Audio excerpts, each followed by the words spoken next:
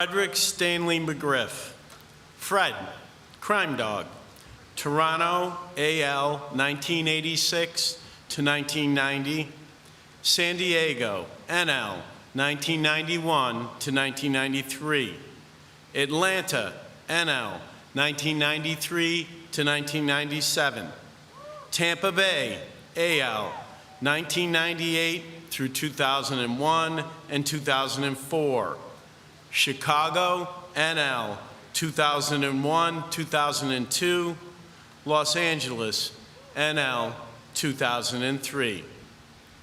Crushed the ball with consistency for 19 seasons, using smooth left-handed swing to amass 493 home runs and 1,550 RBI.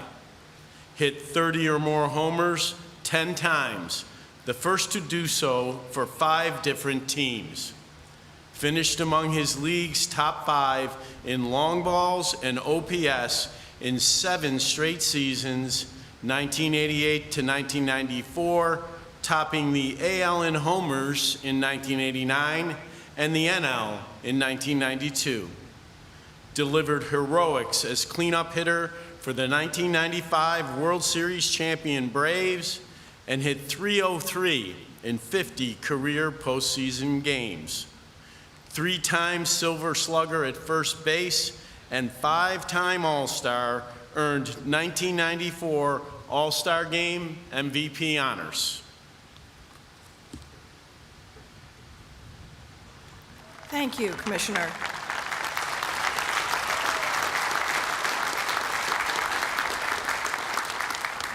Thank you. Hello, hello. Hey.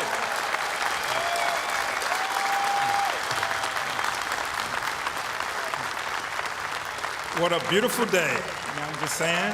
But I want to say hello to everyone here from Atlanta to San Diego, Toronto, to my hometown of Tampa Bay. Hey. And everywhere in between. Thank you for showing up. It is awesome to be here accepting this honor.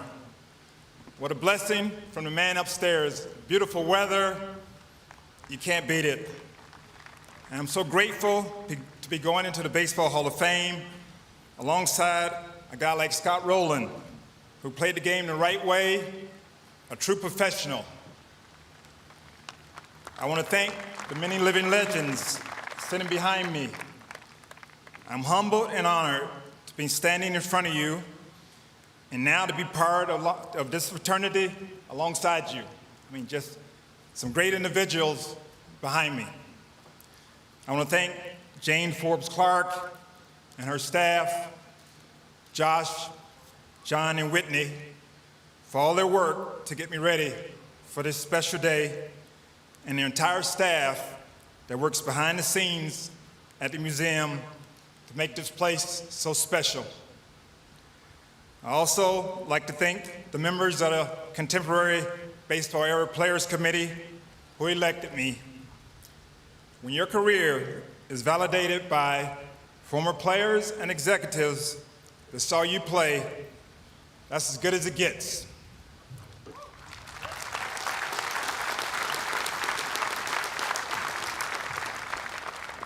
I will never forget getting that call from Jane last December. About a month earlier, I talked to the Hall of Fame folks about how this voting works. They told me if elected, I would receive a call before it was announced on MLB Network, and please don't put it out there to go on social media. I'm like, cool, it's all good. So when my phone rang and my caller ID showed us from the Hall of Fame, with my wife and daughter at home, I slipped into my office and closed the door. I answered the phone and heard Jane say, "Congratulations, you've been unanimously elected to the National Baseball Hall of Fame." It was the best phone call of my life.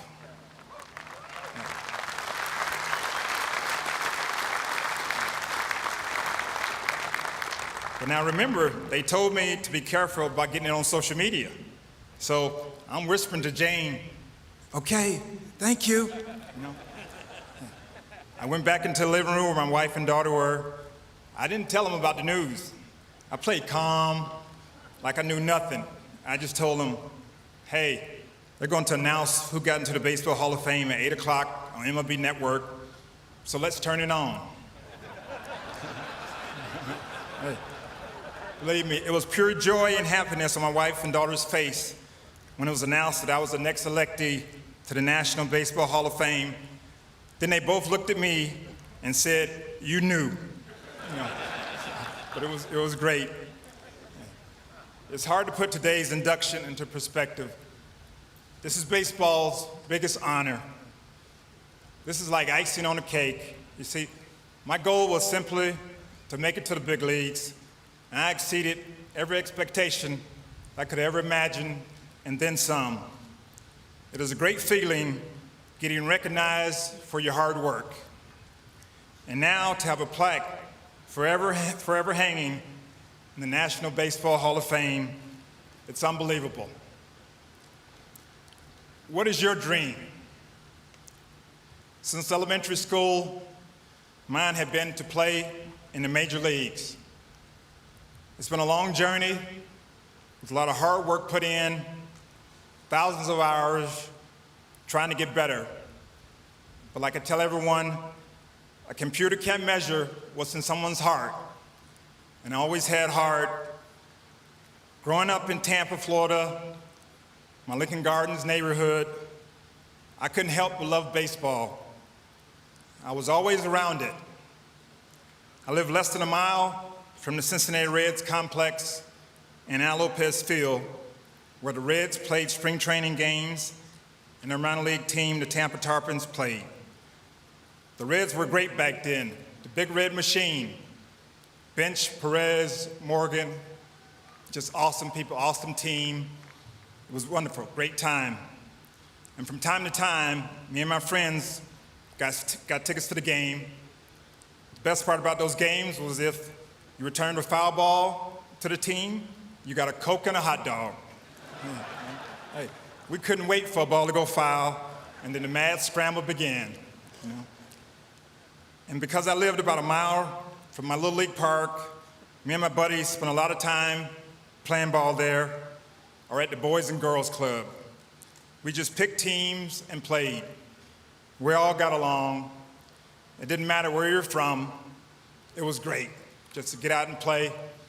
When the lights come on, you knew it was time to go home. Then I entered Tampa Jefferson High School my sophomore year, and I tried out for the varsity baseball team. As my school didn't have a JV team, I'd always been either a pitcher or first baseman in the league, but they had a senior first baseman. I knew him, he was a good man, so I figured to make that team, I would have to try out for the outfield. Other than one ground ball getting past me, I thought I did okay. After the last day of tryouts, the coach popped the question and said, I'll post who made the team outside the locker room later tonight. With the flashlight, I looked for my name. When I didn't see my name on that list, it was disappointing. But that's how I found out I got cut. You know? I'm just saying. Hey. When I saw Pop back in school, he was my driver's ed teacher. He told me to keep working hard and get stronger. I could have quit playing baseball, but I didn't. Instead, it motivated me. I started riding my bike about 3 miles each way to the gym. I got stronger, and I continued to play ball. The next year, I tried out again, and I made the team. But to this day, I know they still tease Pops about cutting me in the 10th grade. 2 years later, in 1981, I was selected in the 9th round of the baseball draft by the New York Yankees. I will always be thankful for the Yankees for giving me a chance to continue to pursue my dream. Once I signed, I bought my first car, a maroon white Cutlass Supreme. Hey, And I left home at 17 years old, driving down to the Yankee Rookie League team in Bradenton, Florida. I went out and got off to a little bit of a slow start to my career and hit a .148 with 0 home runs and 81 at-bats. It was quite the learning experience, but I realized you have to treat baseball like it's a job, so I doubled my effort. I was on a mission to improve as a hitter. It was time to work. That meant becoming a student of the game, reading books, watching videos about hitting. Charlie Lyle's The Art of Hitting 300 became my go-to book. It was like my Bible. I read that book so many times during my career, from cover to cover, many days and nights, especially when I was struggling in a slump, trying to figure it out. George Brett was on the cover, and they had a lot of pics of George Brett, and he was the man, so I tried to pattern myself after George, because George was an unbelievable hitter. I repeated rookie ball the next year, and I hit much better, especially against the Blue Jays farmhands. That got me traded to Toronto in the offseason. Jays general manager, Pat Gillick, who's sitting up here, he saw the potential. I was happy because usually if a team trades for you, you know you got a chance. And 4 years later, after riding those buses through the Carolinas and Smoky Mountains, and then playing up here in Syracuse, my AAA manager, Doug Ott, gave me the news, you're going to the big leagues. I couldn't believe it. I was about to reach my ultimate goal, and my first phone calls went to my mom and dad. Then on May 18th, 1986, at Exhibition Stadium up in Toronto, Canada, I had my first at-bat against Don Schultz, right-handed pitcher with the Cleveland Indians. I'll never forget it. I singled up the middle, and that was the moment I started living my dream. And yes, I still have the ball. When I got traded to San Diego, Pat Gillick told me his wife Doris was very mad at him, but I knew baseball was a big business and trades are part of the game. While in San Diego, I played on some good teams with a bunch of great players like Hall of Famer Tony Gwynn, who I wish was sitting here behind me. What a true professional, a magician with the bat. He could hit the ball wherever he wanted. It was pretty impressive. I enjoyed my time as a Padre. Then General Manager Joe McIlvaine got orders in the middle of the season from his bosses to trade a few players to lower payroll. That's when another guy on this stage, John Shearholtz, traded for me, bringing me to the Braves. Joe McIlvaine was doing me a favor by trading me closer to as Tampa as possible. I was very excited to be joining a team that had been a couple of plays away from winning back-to-back championships in 1991 and 1992, but I was nursing an injury when the trade happened. The day I drove to Atlanta, I left Tampa at noon. I didn't expect to play, but when I got to the ballpark, there was my name in the lineup. I was sweating, but I believe the man upstairs bought me some time when a food heat lamp caught on fire. And the start of the game was delayed 2 hours, long enough for me to get some more treatment, and I felt a little bit better. I started the game, and I tied it up in the 6th inning with the home run. Then the next day, I hit 2 home runs, and the Braves team caught on fire. We ended up catching the Giants after being 10 games out of first place at the time of the trade, and we won the division. That 93 team was the best team I believe I ever played on, with Glavine, Maddox, and Smoltz pitching, plus Bobby Cox leading the way. But 2 years later, in 1995, with a healthy Chipper Jones, it all came together. We finally pulled it off and won the first championship for the city of Atlanta, the proudest team moment of my career.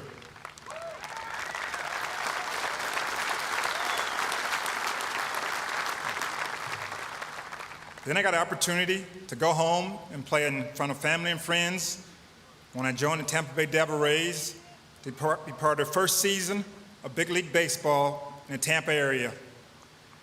That's where I got to play alongside Wade Boggs, who's also from Tampa.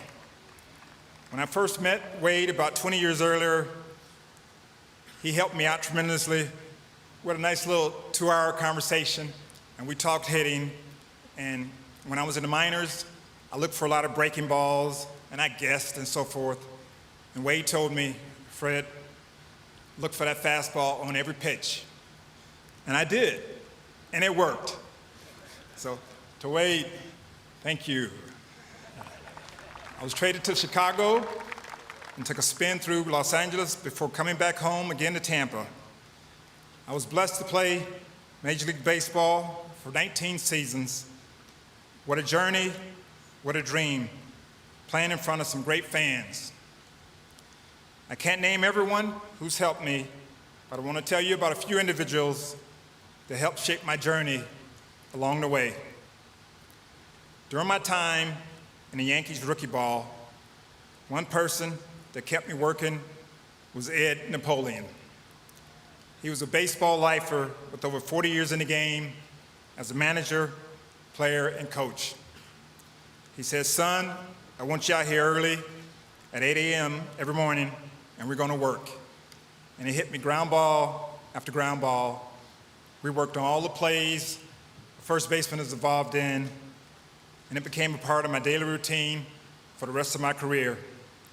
And I didn't realize at the time, but later in life, I came to understand that this man went above and beyond to help me become a better ball player. Now to my good friend and workout partner, former Mets great Dave Magnin. Me and Dave would throw batting practice to each other, then hit ground balls to one another to try to get us ready for spring training, most of the time at Dave's old high school, Tampa Jesuit, where the students would come out and shag for us while me and Dave was hitting. It was awesome. We didn't have to pick up the balls or nothing. The kids just, it was outstanding. It was hilarious because Dave threw me nothing but strikes. It was great. He got me ready. And then when I threw to Dave, I was all over the place. I hit him a few times, like, oh, sorry, Dave, but it was great. And we worked out from once he graduated from college to the end of our careers, every off season, me and Dave. Cito Gaston was my hitting coach in Toronto, and we hit, and hit. And we spent a lot of time working on hitting mechanics. We would hit before spring training games, after spring training games, and during the season, we would even take batting practice on the road 5 hours before the start of a game. Cito would get the young players, like me and Cecil Fielder. It wasn't an option. You had to be there. We hit all the time. We couldn't help but get better. We worked. To all my teammates, coaches, and trainers in Toronto, San Diego, Atlanta, Tampa Bay, Chicago, and Los Angeles, you're all part of this recognition. You helped me live out my dream. Thank you so much. No two people have bigger impacts on my life than my mom and dad. They both have passed away, but my mom and dad, they were my #1 fans. And all the ushers and concession stand workers, they all knew Mrs. McGriff. She let everyone know who her son was. I'll walk around the park. Oh yeah, Fred, I saw your mom. Oh, she was nice. I'll talk to your mom. And this is constant. My mom was a school teacher. My dad owned a TV repair shop. They never pushed me to play baseball, but they always supported me. They both drove me to my games and practices, and I know they're both looking down, smiling today, so proud of their youngest son.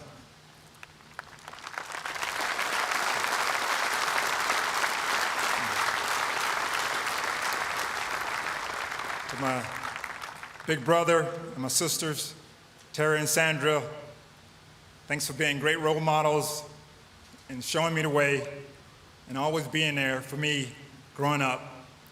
I was a little brother. Surprise package. Thank you.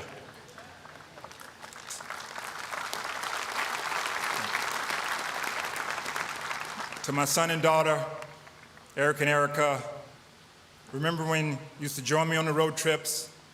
You tossed me rolled up socks for me to hit in the hotel rooms. Those are the moments I always remember. When you're struggling and you got to do something, I would just roll up a newspaper. Hey, Erica, just throw it like this. We'll be all right, you know. I got to be ready for tomorrow, you know. You'll always be my kids. You've turned into such impressive people. I'm so proud of you both. To my wife, Veronica, who has been with me since we worked together at Burger King, and who has prayed for me every step of the way. You're a great mom to our kids.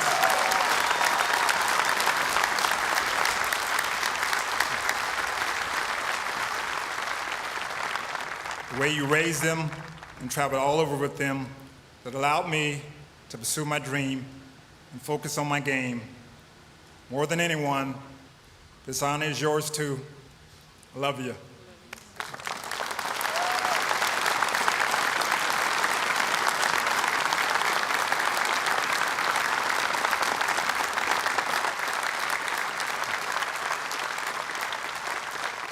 I'm humbled to be standing on the stage with some of the greatest players to ever play this game. Honestly, would have been happy just playing one day in the big leagues. This means a lot to me, so I encourage you, whatever your dream is, to never give up. And always remember to stay true to who you are. There'll be fires along the way, but those fires can ignite the spark to the next season of your life. Thank you all again for being here today. God bless you all.